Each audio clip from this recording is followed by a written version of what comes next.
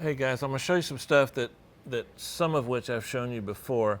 I get frustrated over a couple of problems that I run into daily, and I found some solutions that I want you to be aware of. I think they might help you save a little money and get some processing power back and do some other things I think you might find not just sonically useful, but creatively useful. When we went from 32-bit to 64-bit in Pro Tools, our test plugins stopped working. Now, I noticed that a lot of the plugins that I got from manufacturers, I got both an RTAS version and a VST version.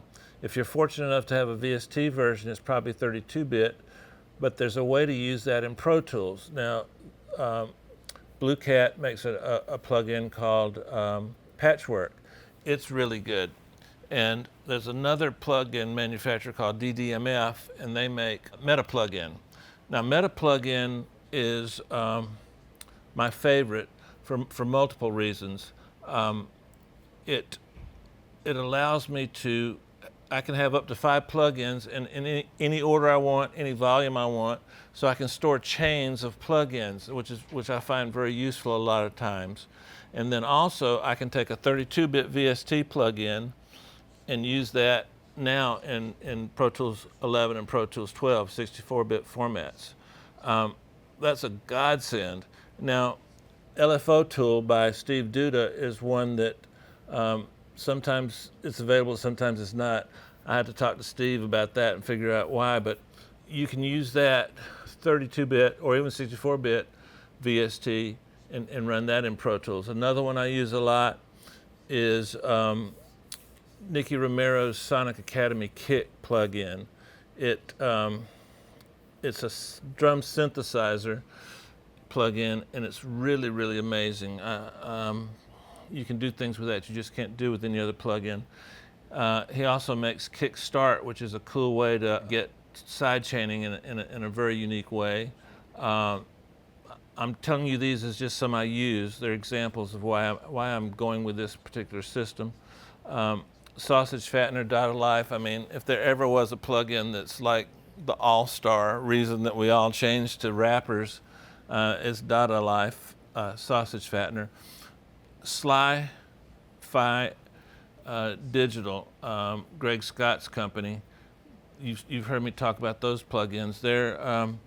I used Axis a lot because it allows me to get less than 2 dB increments on a plugin that sounds like an API 550. And then he also has Deflector and Kaya. But really, one of the great benefits is if you've got a bunch of VST synthesizers and you're coming to Pro Tools from, say, Logic or Live, you can now use them with these wrappers, particularly with DDMF. So you're going to save a lot of money. You're going to use plugins you already have, but repurpose them. And you're probably saying, well, do they sound great?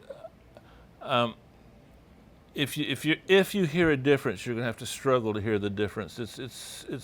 I use stuff on my stereo bus. That's the most sacred spot in the mix, and I like it. So check it out. Let me know if you find some new things and some new techniques with this concept. The granddaddy and the biggie and the big elephant in the room is Echo Farm, and we've all been trying to find a way to get Echo Farm to work again. If there was a VST version of Echo Farm, which there wasn't, we could all be using it. So it's a cool technique, something you need to be aware of, and let me know how it works out for you.